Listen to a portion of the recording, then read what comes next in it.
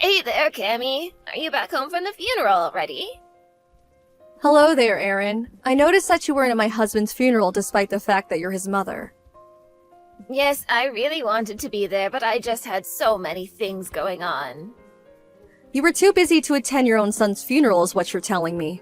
Didn't you want to have your last goodbye with him before he was cremated? Well, I would have liked to, but I feel like there really wouldn't have been a point. I mean, you know that Tom hadn't been talking for some years before he passed away. But it isn't like you two had a fight and decided not to talk to each other ever again or anything like that, right? Actually, I suppose you could say something similar happened between us, actually. Tom borrowed money from me and then just moved out to live on his own. Not to mention that he hardly ever called home. He basically abandoned his family and wasn't a good son during his life. So I didn't really see why I should interrupt my busy schedule just to attend the funeral for a person like that. Well then, why are you even messaging me like this in the first place? Well, now I'm not so busy, so I think I have the time to head over and see where you're keeping him. Oh, I see. Well, if you wanted to come and pay your respects, I think that'd be really nice, actually.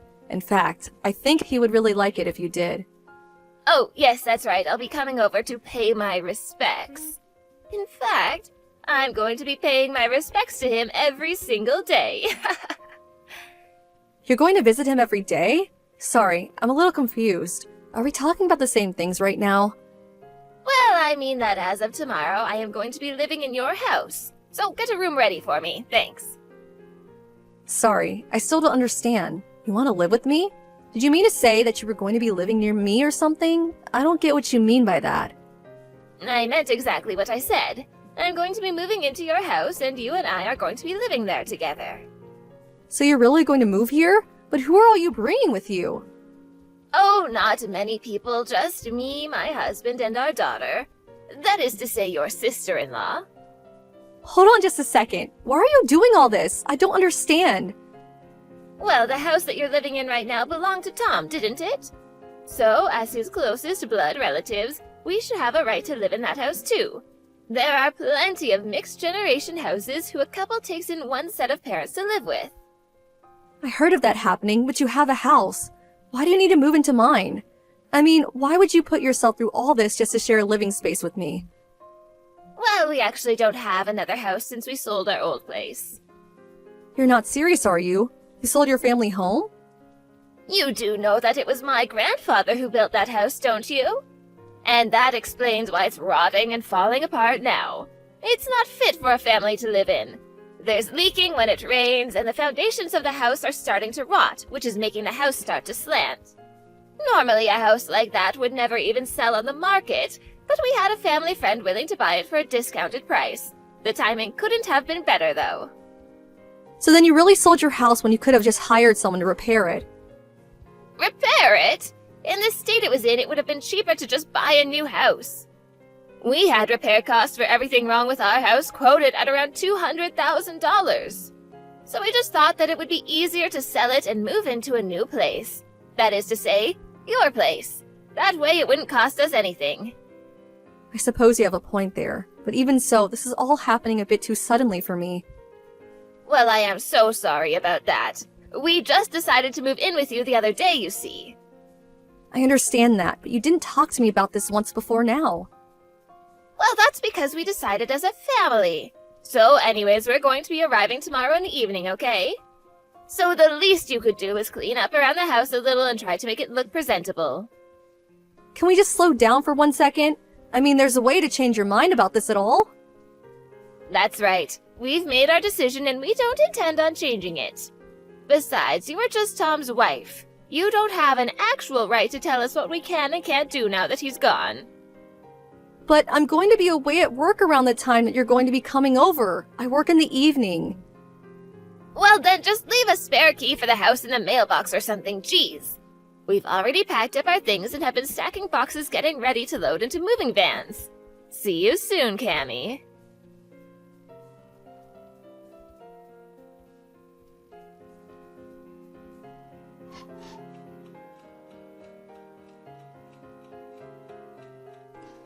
Aaron, my house is a complete disaster. What did you do to it? Oh, what do you mean? We're in the unpacking stage right now. Of course things are going to be a little messy. This isn't what I'm talking about.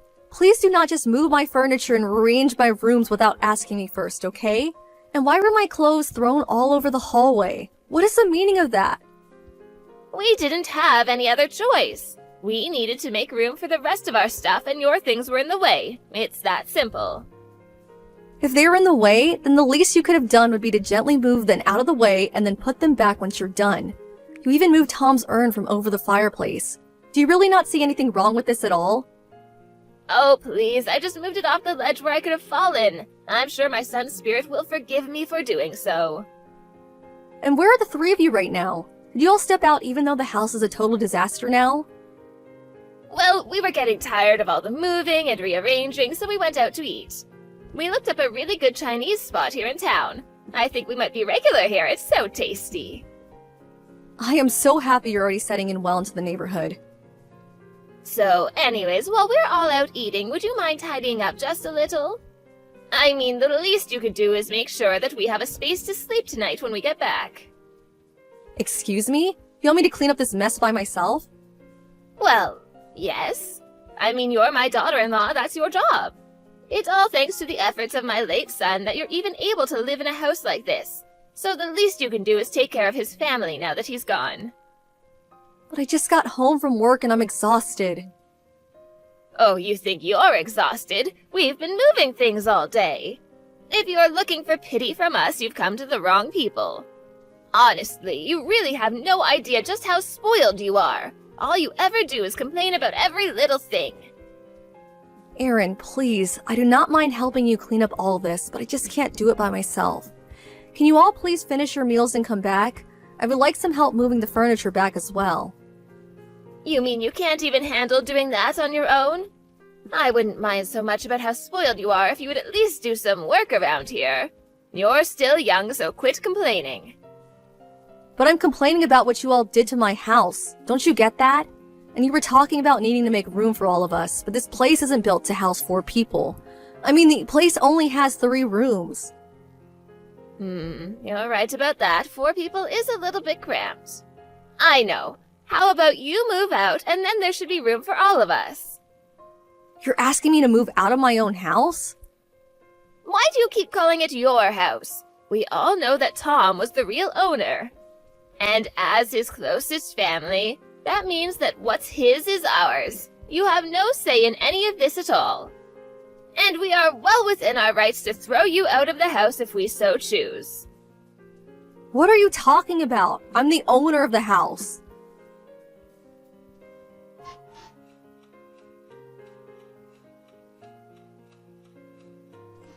Why aren't you out of the house yet? I thought I told you to leave us alone already. My daughter wants her own room and won't quit bugging me about it.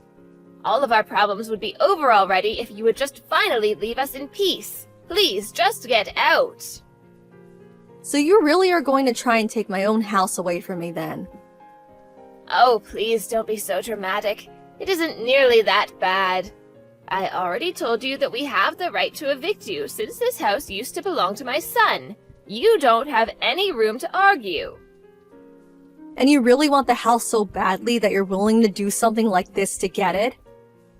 It isn't about what we want. It's the fact that we have a legal claim to this house since it belonged to Tom. Now, you're going to leave peacefully and let us get on with our lives or else. Okay then, if that's really how you feel about it, I guess I'll leave. I was actually thinking about moving away from here anyways. Oh, really? Well, in that case, get lost and go moving there. We're going to be living in this house from now on, and we don't need you getting in our way all the time. I already said that I was going to leave. I'll be out of your hair before the day is done. Although I should warn you that Tom didn't leave anything behind. There was no inheritance of his to claim. Oh, what are you talking about? Of course he had things. He had things like this house. No, I'm afraid that after all is said and done, when he died with nothing. I seriously have no idea what you're saying. This doesn't make sense. Then listen very closely, because I do not want to have to repeat myself. Tom died owning nothing. Do you get it? All his life, he was a horrible man who did nothing but cause trouble for others. Wait a second, where is this coming from all of a sudden? What is this about, huh? I mean that my husband, your son, was a horrible man. He used me, took my money, gambled it all away, and ended up in $200,000 of debt. Hold on a second. Are you telling me when Tom died he was $200,000 in debt? Surely you must mean 20,000 or something like that, right? I know what I typed, and as soon as he died, banks and debt collectors began reaching out to me looking for their money. When I got the first of these types of letters in the mail, I nearly fainted when I found out just how much in the red Tom was. But I don't believe it. I mean, $200,000? That's way too much. Well, believe it or not, it is the facts. I even have the documents to prove all of what I'm telling you is correct. Why would my son do something so stupid like that? I mean, didn't he know anything about how to use money responsibly? Well, that is one thing that we can agree on. Your husband is indeed an idiot. Not only that, he was a lazy, no-good, horrible person who buried himself in debt before dying. And now that he's gone, it's his family that is left to clean up his mess. I see. I had no idea about any of this. But as his wife, you would be the one responsible for all of the debt now. I mean, you said the collectors were trying to get in contact with you, right? Are you sure that I'm responsible for that? You see, the other day, I submitted my own nullification to inherit anything from Tom. So you remove yourself from his will entirely? That's right. So in other words, I'm not carrying any of his dead weight around with me. And while that means that I get nothing from the will, it also means that I don't inherit any of the debt. But then, who is going to end up taking all of that? Well, I believe he did specify the three of you as his heirs as well, right?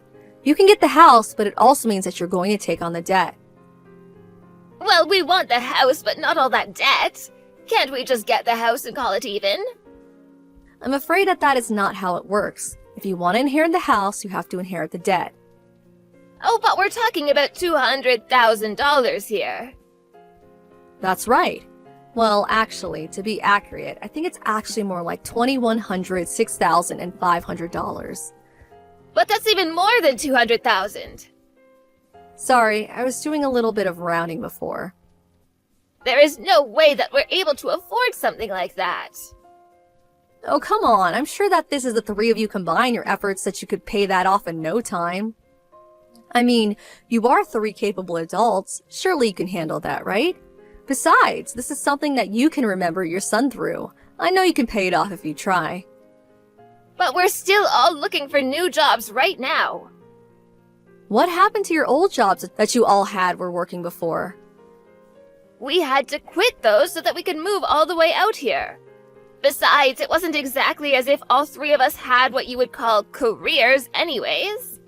So there's just no way that we're going to be able to pay back an amount like that. I see. But what about the money that you got from selling your old house? Surely that must still be around, right?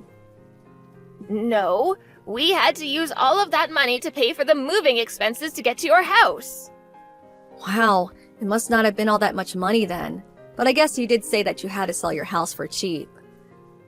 I don't need to hear that kind of thing from you. Why didn't you ever mention any of this before to us? I just told you right now. What are you talking about? This wouldn't have even been a problem for you all if you hadn't just decided amongst yourself to move here. When I realized the types of people I was going to be dealing with, I knew it was going to be more simple to just remove myself from the process entirely. The bottom line is that the debt comes with this house and there's no escaping it. The story has to be a little bit more complicated than that. I mean, if we lose this house, where are we going to live? We don't even have enough money to put yourself in a hotel for very long, and another house is totally out of the question. Yeah. Well, you might want to take the camping things out of the garage and find a nice bridge to set up shop under. Although I think he hasn't touched the tent since it got torn up in a hailstorm. But a house is a house, right? How can you talk to us so casually about this? Aren't we all family here? Besides, it's the middle of winter. Yeah, I know. Feel free to take some of the winter clothes we have in the closet too. You'll need them. Of course we're going to need them. We'll freeze to death without them. Hold on a second. Don't you have a car? Why not just bring a bunch of blankets in there and sleep that way? You mean that cramped little sports car? How are 3 fully grown adults supposed to be able to sleep in that? We'll all have to curl up in little balls. That sounds miserable. I see. Well, at least you have the car. Why not sell it and try to move back into your old house? Sure, it's falling apart and slanted, but it's better than nothing. We can't. The person that we sold it to said they were going to tear it down. There won't be anywhere for us to go back to. Even if we tried squatting there before the demolition team showed up, we could get in even more financial trouble if we get caught. Take on $200,000 in debt, or live with 2 other people in a tiny car? That's like one of those icebreaker questions asked at a party or something. This isn't a joke. It's our lives that we're talking about. Well, either way, you're going to have to make the choice. You're going to have to make a choice. I imagine that you're going to choose not to take on the debt, though. Either way, you have to choose quickly. How could our son do this to us? That stupid boy, what was he thinking? Aaron, that's the sanest thing you've said all day.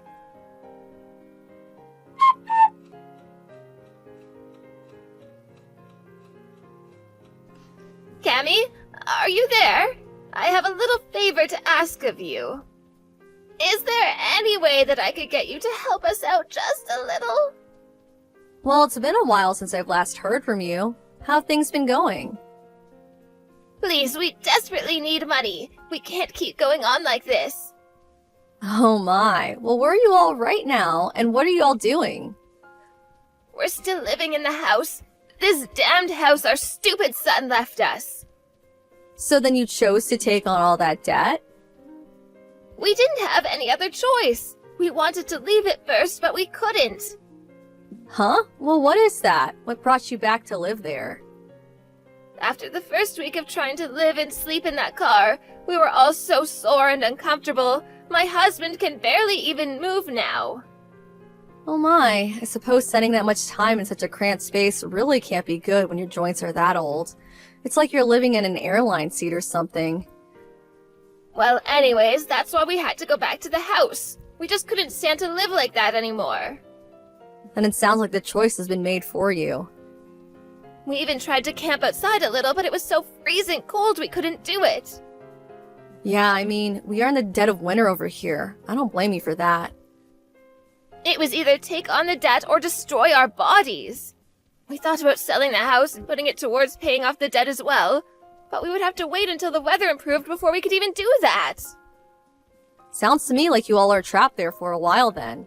Oh, and there was one thing that I forgot to tell you about the house. I'm actually not sure if you'll be able to sell it, actually. What are you talking about? Why wouldn't we be able to sell the house? Well, you probably noticed the mountain face that is basically right being behind the house, right?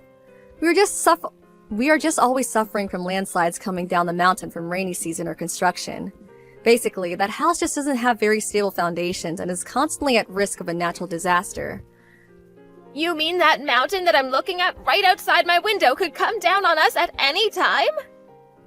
Well, probably not in winter, unless it snows a whole bunch. I just wish you the best of luck in finding a buyer. Either way, you'll probably only be able to get way less than whatever you thought you originally could. Sell the house if you want. I'm just not sure how much good it will do you, really. This can't be happening. Why didn't you say anything earlier? We had no idea about any of this. You should have told us. I really don't think that you would have listened to any word that I said, even if I did say anything. Maybe so, but you could have at least tried to tell us. You didn't even say anything. Why would I put that kind of effort into warning the people trying to kick me out of my own house? Please, you have to do something to help us. I will not. And I hope that living in that house reminds you every day that you got yourself into this mess. You may think that your son is an idiot for doing what he did, and I would even agree with you. But I also strongly believe that the apple doesn't fall far from the tree.